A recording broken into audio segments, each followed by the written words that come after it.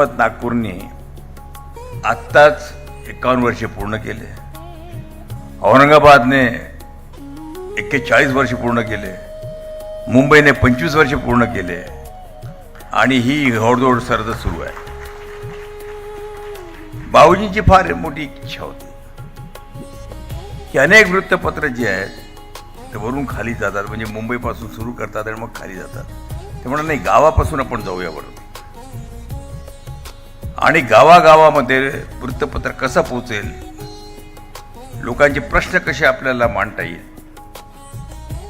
यासाठी त्यांनी एक योजनाबद्ध कार्यक्रम तयार करून आमच्या हाती दिला. विदर्भातून सुरू झालेला लोकमतचा प्रवास आधी सर्वदूर महाराष्ट्रात झाला आणि नंतर मुंबईत येऊन लोकमत स्थिरावलं.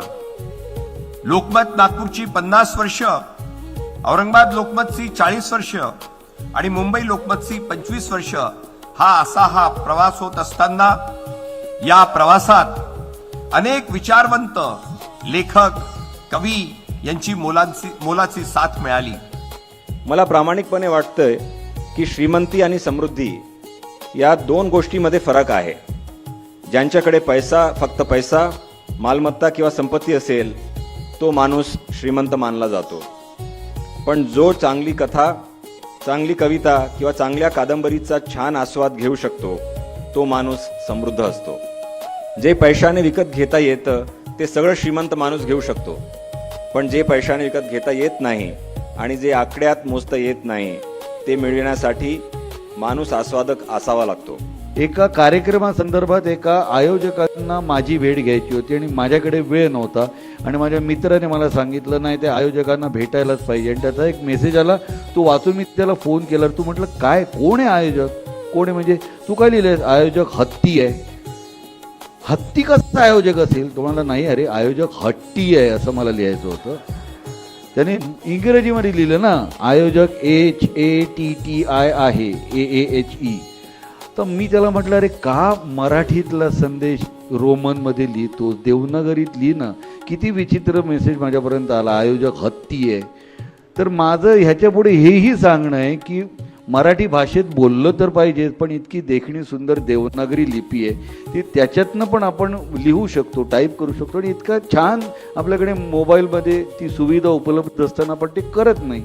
ही पण मला वाटणारी खंत आहे, ती या निमित्ताने मी व्यक्त केली. माझ्या दृष्टीने मराठीमध्ये जी एक सगळ्यात जास्त महत्त्वाची आणि तातडीची गोष्ट आहे ती म्हणजे अव्वल दर्जाच्या ग्रंथांचा जगातल्या विविध भाषांमधून मराठीमध्ये अनुवाद होत राहणं. महाराष्ट्र राज्याची स्थापना झाल्यानंतर महाराष्ट्राचे अतिशय थोर असे नेते, मुख्यमंत्री यशवंतराव चव्हाण त्यावेळचे, यांनी जीवनाच्या सगळ्या क्षेत्रामध्ये आपलं मराठी पण हे समृद्ध व्हावं याच्यासाठी खरोखरीच अतिशय श्रेष्ठ दर्जाची पायाभरणी केलेली होती. सर्वप्रथम मला लोकमत समूहाचे आणि निवड समितीचे आभार मानायचे की साहित्य पुरस्कार आहे हा. साहित्याचा तसा फारसा संबंध आला नाही आमचा. पण या पुस्तकाचं समकालीन प्रकाशन, त्यांनी त्याच्या जीवनाचं माहिती जगाला व्हावी म्हणून प्रकाश वाटा पुस्तक छापलं. त्याला 15 वर्ष झाले, त्याच्या 40च्या वर आवृत्त्या संपल्या आहेत. आणि त्यानंतर पुढची पिढी काम करते. आता आमच्या उदयजींनी बघितलं असेल, आनंदवन तुम्ही बघितलं, तिथे तिसरी पिढी काम करते. आमचे तिथे आमचे दोन्ही मुलं, सुना आणि त्यांच्याबरोबर त्या तरुण काम करतात आहे. त्या सगळ्यांच्या कामाचा परिचय व्हावा, त्यातून प्रेरणा मिळावी तरुणांना म्हणून समकालीन प्रकाशनने गेल्या वर्षी हे पुस्तक प्रकाशित केलं आणि त्याला लोकमत समूहाने पुरस्कार दिला. त्यामुळे त्यांचे मी आभार मानतो. संपत नाही मज तुझी आठवण येते. मी संध्याकाळी गातो, मी संध्याकाळी गातो. शिकवले गेले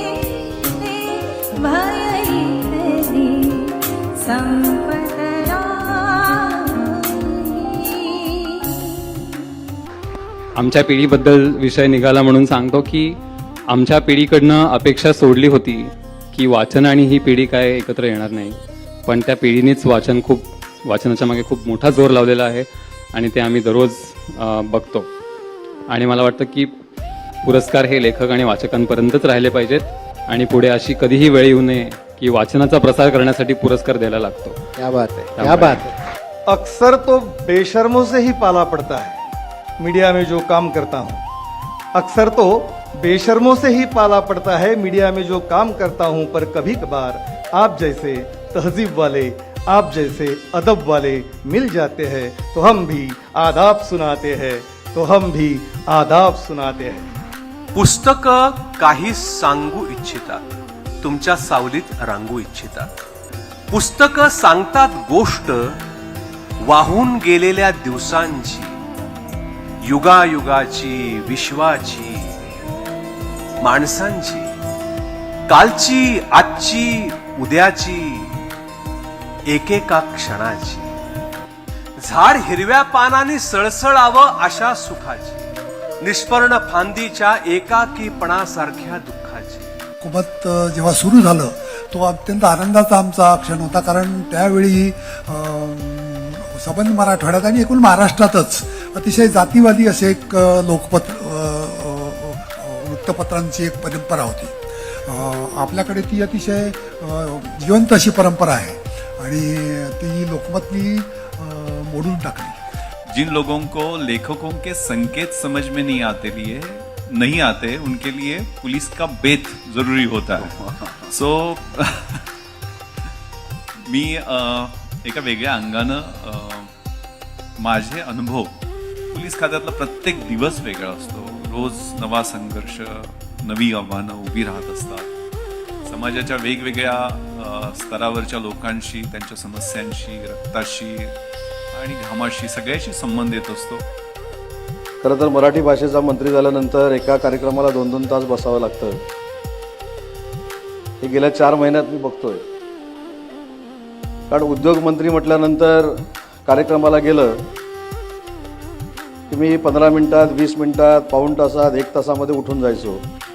कारण बरोबर उद्योजक आणि अधिकारी असायचे, त्यांना माझी गरज असायची. आज या मराठी साहित्याची आम्हाला गरज आहे म्हणून आम्ही 2-2, 3-3 तास या कार्यक्रमाला बसलंच पाहिजे अशा पद्धतीचा पायंडा मी पाडलेला आहे. बहु असोत सुंदर संपन्न की महा, बहु असोत सुंदर संपन्न की महा, प्रिया मुचा एक महाराष्ट्र देश. गगनभेद गिरविण अणु नच जिथे उणे, गगनभेद गिरविण अणु नच जिथे उणे, आकांक्षा पुळती जिथे गगन ठेंगणे. अटकेवरी जेथिल तुरंगी जल पिणे, तेथ अडे काय जला शयन दाविणे. पौरुषासी अटक गमे जेथ, प्रिया मुचा एक महाराष्ट्र देश. सर्वप्रथम लोकमतचे खूप खूप खूप आभार की त्यांनी इतकी मोठी संधी मला उपलब्ध करून दिली. कलाकारांच्या वाट्याला हे फार इझिली येत असतं आणि मला वाटतं आम्ही खूपच ह्या बाबतीत लकी असतो की कलाकार ह्या नावाच्या अंतर्गत आम्हाला काही वेळा अशा मोठ्या माणसांना भेटायचा योग येतो. आणि प्रकाश बाबा आमटे हे म्हणजे मी ह्यांच्याबद्दल काय बोलावं. आपण एखाद्या नवीन गोष्टीची जेव्हा सुरुवात करतो तेव्हा आपण आपल्या दैवताकडे जातो, आपण त्याच्या पायाशी नतमस्तक होतो. आपली नवीन सुरू होणारी गोष्ट, जे कुठले प्लॅन्स आपण करतो ते आपण त्याच्या पायाशी, त्याच्या दाराशी जाऊन सुरुवात करतो. शब्दांना कधी गुदमरून जाताना पाहिलंयस, शब्दांना कधी गुदमरून जाताना पाहिलंयस कधी अर्थाला शब्द शोधताना. कागदावर फक्त चिन्हांची भाषा किंवा फक्त कोरा कागद पाहिलंयस प्रश्नचिन्हांकित. सकाळ पाहिलीस ओहटून गेलेली, सकाळ पाहिलीस ओहटून गेलेली किंवा दिवस सारा भरतीनं उधाणलेला. संध्याकाळ पाहिलीस कधी ध्यानस्थ बगड्यांची, पुस्तकाची कव्हर करायचं जेव्हा येतं तेव्हा एक तर काय असतं की लेखकाच्या मनात खूप काही कल्पना असतात किंवा ते पुस्तक वाचायचं असतं किंवा आपल्याला पुस्तक वाचून जे भावलं ते मांडायचं असतं, कारण शेवटी तो आत्मा असतो पुस्तकाचा. कव्हर हे माझ्या मते आत्मा असतो, कारण शेवटी ॲडव्हर्टायझिंगमध्ये काम करत असल्या कारणाने कम्युनिकेशन हे फार महत्त्वाचं असतं. त्यामुळे शेल्फ अपील पुस्तकाला असायला लागतं आणि पुस्तक बघितल्यानंतर पटकन आपण जसं म्हणतो पिक्चरचं पोस्टर पाहिल्यानंतर बघतो की अरे हे खूप छान दिसतंय, काहीतरी चांगलं असणार. तसं कुठेतरी पुस्तकाचं दुकानामध्ये गेल्यानंतर, शॉपमध्ये गेल्यानंतर, लायब्ररीमध्ये गेल्यानंतर ते पुस्तक आपण पटकन उचलतो आणि मग सहज चाळतो.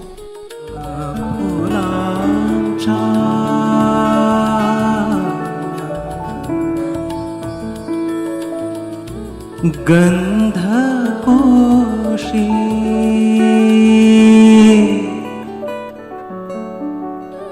सांगतू आहे सकाळ त्या प्रकाशी तारकांच्या ओतिसी तू तेजका. सगळे लोक मान्यवर इथे बसलेले, मला खूप असं आज म्हणजे खरंच पुष्कळदा आपण माझ्या कामाच्या निमित्ताने मी कामं करत असतो आणि मग त्यातनं एखाद्या फंक्शनला जायचं असतं आणि मग त्या फंक्शनला मी थोडंसं आधी आलो आणि मला लक्षात आलं की किती लेखक किती प्रकारचं वेगळं वेगळं काम करतात ते आणि किती सुरेख काम करणे, म्हणजे नुसते विषय ऐकून सुद्धा असं वाटतं की अरे बापरे याच्यात काय लिहिलं असेल, काय केलं असेल. तर मला खूप आनंद वाटतो की मी एवढ्या सगळ्या लोकांचं, लोकमत एवढ्या लेखकांचा सन्मान करत आहे, त्यांचं काम लोकांपर्यंत पोचवत आहे. माझ्यापर्यंत तर पोचलंच. मी नक्कीच काही पुस्तकं वाचायचा प्रयत्न करेन. पहिली कादंबरी स्त्रियांचं दुःख मांडणारी वयाच्या 17व्या वर्षी लिहिली. नवलेखक अनुदान योजनेमध्ये ती प्रकाशित झाली. पण इतिहासातली जी काही मला गणितं सापडली ती कोणी मांडली नव्हती आणि ती जर मी चरित्रग्रंथाच्या किंवा इतिहासाच्या रूपानं वाचली असती तर ते लायब्ररीचं धन झालं असतं. हे धन मला लोकांपर्यंत घेऊन जायचं होतं, म्हणून मी कादंबऱ्यांचा आधार घेतला. अन्यथा झाडाझडती पांगिरा या अंगानं जाणारा माझा पिंड आहे, अजून तो तसाच आहे.